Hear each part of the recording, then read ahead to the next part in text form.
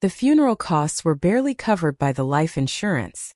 In our small house in Medford, Oregon, I found myself alone after 42 years of marriage, trying to figure out how to stretch a teacher's pension that suddenly felt impossibly thin. I was 63 years old, and for the first time since I was 20 I needed to find a job. That's how I ended up working the evening shift 3 nights a week in the billing department at Riverside Medical Center. It wasn't glamorous, but it kept me busy. It kept my mind from wandering to the empty chair at the dinner table. At 11:30 the shift ended, and I'd catch the last bus home, arriving just after midnight. Except the bus schedule changed that September. Budget cuts, they said. Now the last bus left at 11 o'clock, a full half hour before my shift ended. I couldn't afford to lose those hours by leaving early, so I did what I had to do. I started using a rideshare app my daughter had installed on my phone. That's how I met Raymond. The first time his silver Toyota pulled up to the hospital staff entrance, I almost didn't get in. He looked to be in his late 50s with gray threading through his dark hair and deep lines around his eyes, but his rating was 5 stars. I started tipping him extra. Not much, just a few dollars more than my usual, but enough that he'd notice. He tried to refuse at first, but I insisted. "You're keeping an old woman safe," I'd say. "That's worth something." The truth was those 3 rides a week had become the highlight of my lonely schedule. Raymond never pried, never treated me like a burden. He just listened when I needed to talk and stayed quiet when I needed silence. In November I started bringing him coffee. Just a simple cup from the hospital cafeteria, still hot when his car pulled up. The first time I handed it to him through the window, he stared at it like I'd given him gold. "You didn't have to do this," he said.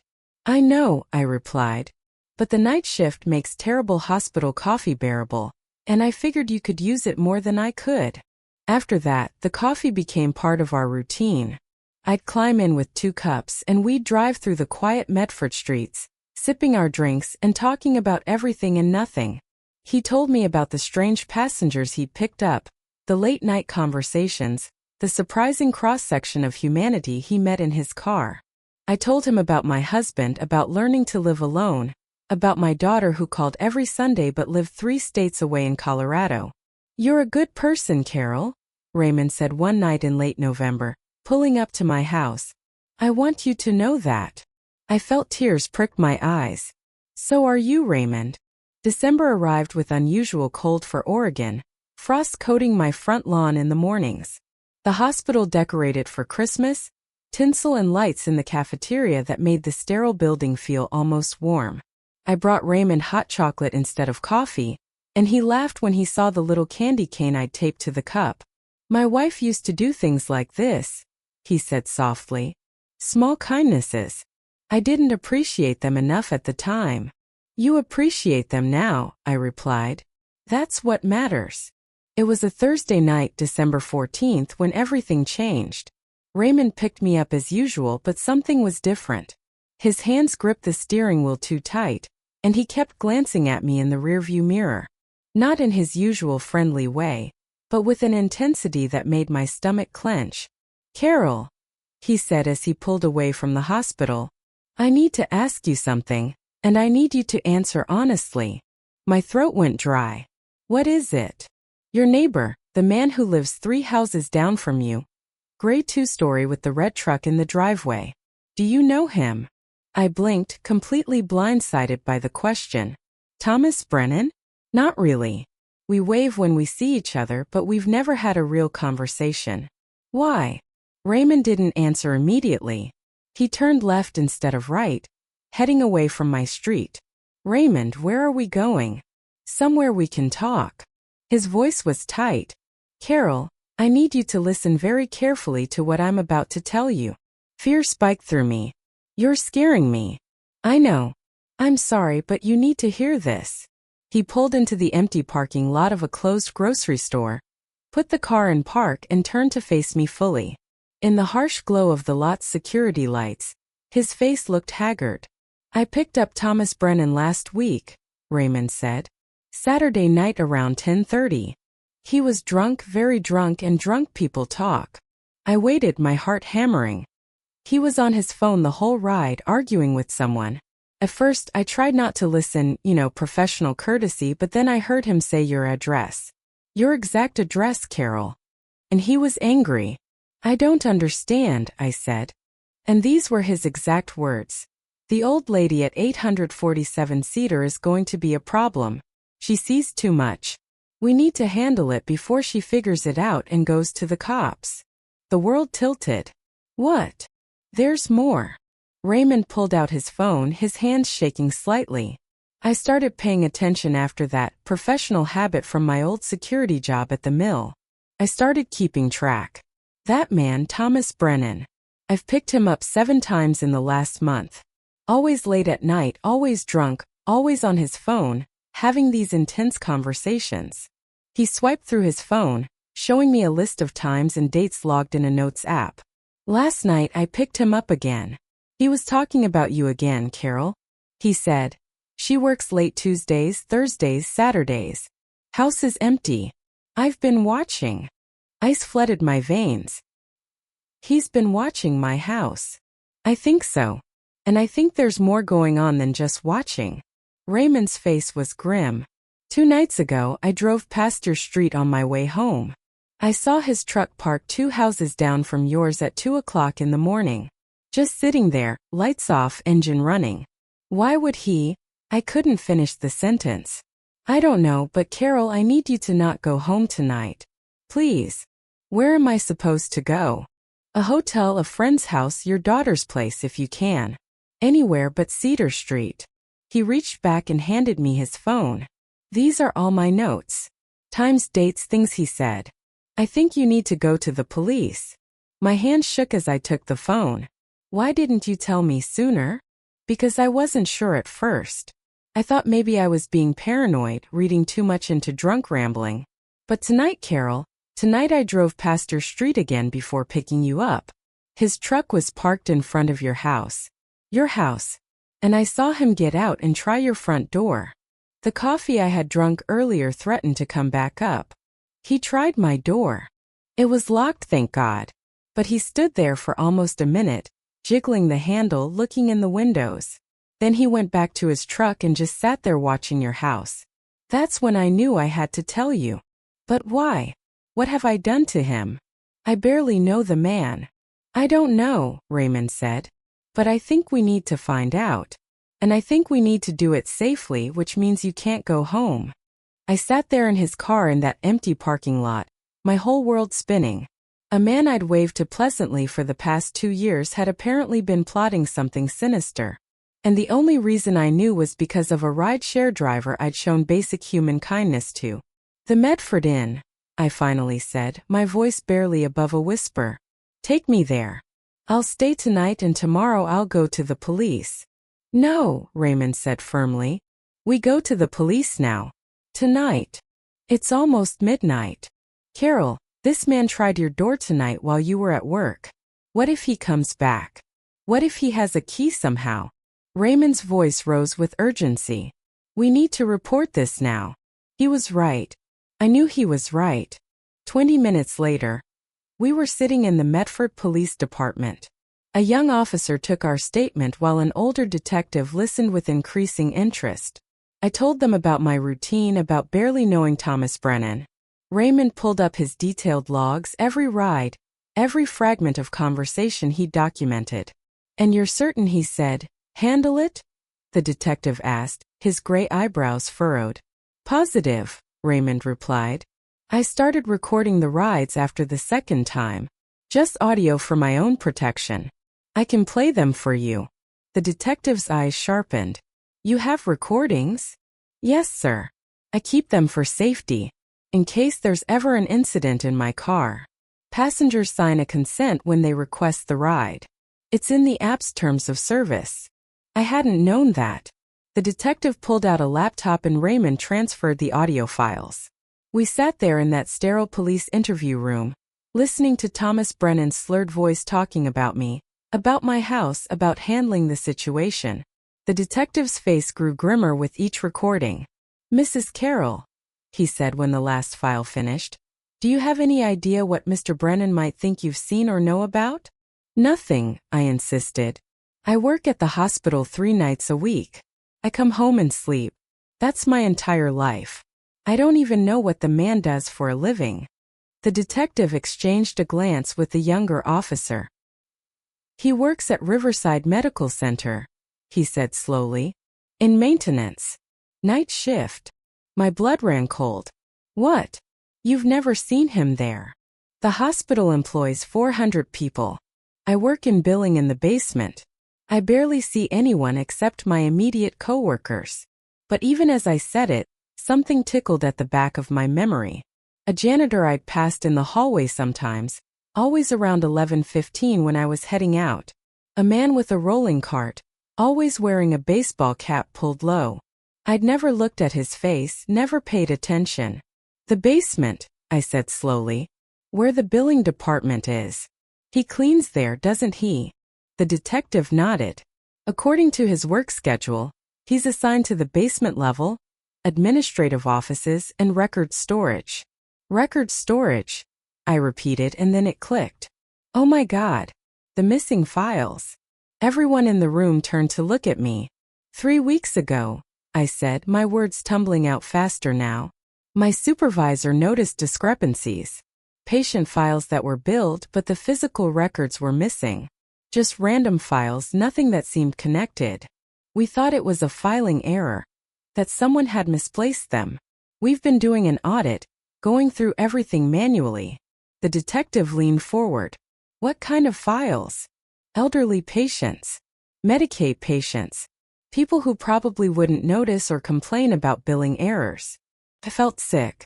We haven't found them yet. The audit is still ongoing. But if someone was systematically stealing files and submitting false insurance claims, the detective finished. Federal offense. Serious prison time. And if he knew you were part of the audit team, the younger officer added, and he thought you were getting close to figuring out it was him. The room went silent. He works nights, I whispered. He has access to everything after hours. And I leave at 11:33 times a week, the same schedule every week. He could watch my routine, know when I'm not home, know when to. I couldn't finish. Destroy evidence, Raymond said quietly. He's been trying to get into your house to see if you've brought any work home. If you have files or notes that could connect him to the theft. The detective stood up abruptly. We need to search his property now. And Mrs. Carroll, you're not going home tonight. We'll put you in a hotel under protective watch until we can sort this out. Everything happened quickly after that. The detective made phone calls, waking up judges for search warrants. Another officer drove me to a hotel while Raymond stayed to give additional statements. I sat in that generic hotel room, curtains drawn, unable to sleep, jumping at every sound in the hallway. My phone rang at 6 o'clock in the morning. The detective. We found them, he said without preamble. Boxes of patient files in his garage. Over 300 files spanning 2 years, and evidence of fraudulent billing claims totaling over $200,000. I sat down hard on the hotel bed. Oh my God. He's been arrested. He'll be charged with healthcare fraud, attempted burglary, and stalking. You're safe, Mrs. Carroll. You can go home. But I didn't feel safe. I felt shattered, violated. A man I'd waved to cheerfully had been plotting to break into my home, possibly to threaten me or worse, all because I was unknowingly close to exposing his crimes. Raymond picked me up from the hotel that morning. No fare, no app request. He just showed up because somehow he knew I'd need a familiar face. We drove through Medford in the early morning light, neither of us speaking for a long time. How did you know? I finally asked. How did you know to pay attention, to write it all down? He was quiet for a moment, his hand steady on the wheel. My daughter, he said finally. Before my wife left, before everything fell apart, my daughter had a boyfriend. Nice guy, we all thought. Successful, charming. Until one day she mentioned he'd been driving past her apartment at odd hours, that he always seemed to know where she was. I watched his face in the rearview mirror. I didn't pay enough attention, Raymond continued, his voice thick with old regret. I told her she was being paranoid. And then one night, he broke into her apartment, hurt her pretty badly. That's when my wife finally had enough of me, of my inability to protect our family. She took our daughter and left. And I don't blame her. He paused. So now I pay attention, he said firmly. I listen when drunk people talk. I notice when someone mentions the same address multiple times, when they talk about watching someone, handling someone. Because I failed once and I won't fail again. Tears streamed down my face. You saved my life. You saved mine first, he replied quietly. You treated me like I mattered, like I was worth talking to instead of just a service. You brought me coffee and asked about my day. Do you know how rare that is? Most passengers don't even look at me, Carol. I'm just the driver. But you saw me. You saw me, so I made sure to see you too. We pulled up to my house on Cedar Street. In the morning light, it looked ordinary, safe, but I knew I'd never feel quite the same way about it again. 3 houses down, police tape cordoned off the gray 2-story with the red truck in the driveway. Carol, Raymond said as I gathered my things, I want you to have my personal number. Not the app, my actual cell phone. You call me anytime, day or night, if you need anything. Anything at all. I took the card he handed me. I will. And Raymond, thank you for everything. Thank you, he replied. And I saw his eyes were wet too. For reminding me why the work matters. The police investigation took weeks. They uncovered Thomas Brennan's entire operation. How he'd been stealing files for over 2 years, submitting false claims for procedures never performed, pocketing the insurance payouts. My role in the audit had indeed put me on his radar, and his drunk conversations in Raymond's car revealed he'd been planning to search my house for any evidence I might have taken home, then handle me if I became too much of a problem. I testified at his trial. Raymond testified too, his detailed logs and audio recordings becoming key evidence. Brennan was sentenced to 12 years in federal prison. Through it all, Raymond kept driving me to work and back 3 nights a week. But now I sat in the front seat, and we were no longer just driver and passenger. We were friends, bonded by circumstance and choices both of us had made to show up for another human being. 6 months after Brennan's arrest, Raymond's daughter called him. She'd heard about the case, read about his testimony in the news. The way he'd protected a stranger when he'd failed to protect her haunted her, she said, but in a good way, in a healing way. She wants me to meet my granddaughter, he told me one Tuesday night, his voice breaking with joy. She says maybe it's time to try being a family again. I squeezed his hand across the console. That's wonderful. It's because of you, he insisted. All of it. If you hadn't been kind to me, if you hadn't made me feel seen, I wouldn't have been paying attention. I would have just been another driver taking a drunk guy home, tuning out his rambling. But you taught me that small kindnesses matter, that people matter, and that saved both of us.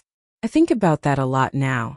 How a few dollar tip and a cup of hospital coffee created a ripple effect that ended up saving my life and healing Raymond's family. How we never know the impact our small choices make. The lives we touch when we simply choose to see people as human beings worthy of dignity and kindness. I'm 64 now, still working 3 nights a week at Riverside Medical Center, still living in my small house on Cedar Street. But I'm not lonely anymore. Raymond and I have dinner every Sunday with his daughter and granddaughter. They call me Aunt Carol. This makeshift family we've built from shared trauma and unexpected grace. Last week, a new billing clerk started in my department. Young and overwhelmed, I saw her struggling with the codes. Saw her eyes fill with frustrated tears. So I brought her coffee on her second day, sat with her during break, told her it would get easier. Thank you, she whispered, looking at me with such gratitude. You have no idea how much this means. But I do. I know exactly what small kindnesses can mean. I know how a moment of seeing someone, really seeing them, can change the trajectory of a life.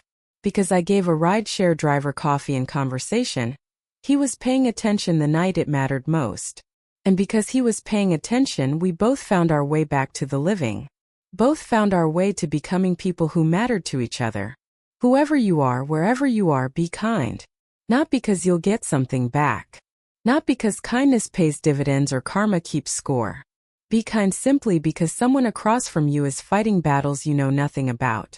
Be kind because that small gesture, that moment of genuine human connection, might be the thing that saves them.